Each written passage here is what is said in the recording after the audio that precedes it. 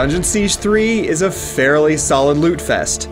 How much you enjoy this action role-playing game depends a lot on whether or not you played previous games in the series. On its own terms, it's fine. You slash and shoot spiders and soldiers and mages in a typical hack-and-slash way, stopping to grab coins and new weapons and armor and the such. The flow of loot is fluid and you level up fast, so if loot's your thing, Dungeon Siege 3 is as good a way as any to pass your time. But there are a lot of games out there that hit the same pleasure spot, and at only a dozen hours long, it's hard to recommend Dungeon Siege 3 over cheaper games like Torchlight and Deathspank. And if you love previous Dungeon Siege games on the PC, this sequel represents a step back in a number of ways. Dungeon Siege 3 has entertainment value, but it's not the right step for a series that refined the action RPG formula close to a decade ago. I see you are a 10th Legionnaire. I'm instructed to treat you with tempered disdain and mistrust. The most work seems to have been put into the story.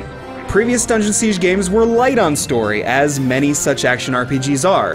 Dungeon Siege 3 tries to buck this trend. Like Dragon Age, Fallout, and other such games, the game gives you a chance to steer the story based on choices you make in dialogue.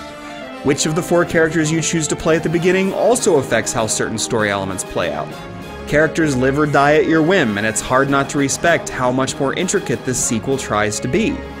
Yet the element of choice doesn't make for an involving story by itself, no more than a choose-your-own-adventure book is necessarily a literary masterpiece. On one hand, it's fun to go back and see how things change when you play a different hero or make a different choice. On the other hand, you aren't likely to feel invested in any of it. You hear a lot about the villain Jane Cassinder, but you rarely see her misdeeds firsthand. We'll hold Jane's army at every gatehouse. You might hear a lot about your family's past, but nothing gives you any emotional connection to it. The choices are neat, but they can't make this tale feel like anything more than typical action RPG fantasy fluff. If you do not come to fight, why dress for war? But you probably came for the hacking and the slashing, and it's decent thanks to the constant flow of loot. Whether you choose the melee warrior, the otherworldly spellcaster, the teleporting scholar, or the sultry gunslinger, you're always coming across plenty of new stuff to equip. You're also always gaining levels, which means new abilities to earn and a number of new passive upgrades to apply. Your character gets 2 different stances to employ. Which stance you take determines which abilities you can perform at that time.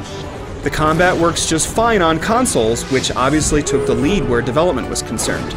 It's simple enough to switch back and forth between stances and to hack your enemies to death or fill them with bullets. Bringing up various menus is also simple, just press a direction on your D-pad. On PC, combat works okay, but certain things just don't feel right. You don't click on loots or chests to open them, you walk up and hit a key. You can't just click on enemies to attack as you would expect, you have to face the enemy first. The focus on tumbling feels out of place, and in fact, everything feels overly fiddly on the PC side of things. And for PC players, that may only represent the tip of the iceberg. In single player, you only get 1 companion at a time, and can control only your initially chosen character. That represents a big change, as does your overall party size. And even if you've never played a Dungeon Siege game before, or are playing on consoles, there are some other troubles to deal with. For example, the camera can really be a nuisance, hemming you into corners and leading to inadvertent death. Yet the action does provide some satisfaction. You might summon a jackal that trots about the battlefield attacking cyclopses while you set them on fire. You take on a number of bosses, giving you a chance to use skills that have you slashing forward or teleporting around. And if you don't want to be alone, you can join up to 3 others. Like in most such games, it's super fun to have human players on your side, and at least this way you can have parties larger than 2 members. But the execution wasn't great here. When you join someone else's game, you don't get to take your own hero with you or keep any loot you come across. And the camera, already an occasional pain in single player, gets even more troublesome in co-op. This is at least in part because even in online play, just like in the 2-player offline co-op, the game forces you to all stay together on screen. The AI will push stragglers along, but all too often, the limited camera views keep you from seeing what you need to see.